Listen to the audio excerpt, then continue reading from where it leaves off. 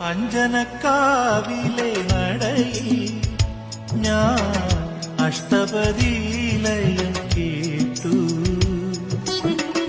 അന്നു തൊട്ടൻ കരൾ ചെവിയിൽ നീ ആദ്രയം രാധയായി തീർന്നു. പുഴയൊഴുകും വഴിയരികിൽ രാക്കടമ്പിൻ പൂമഴയിൽ മുരളികയൂതി ഞാൻ നിൽപ്പു. പ്രിയമോടെ വരുകില്ലയോ? പാതിരപ്പുള്ളുണർന്നു പരൽ മുല്ലക്കാടുണർന്നു. പാഴ്മുളം കൂട്ടിലെ കാറ്റുണർന്നു.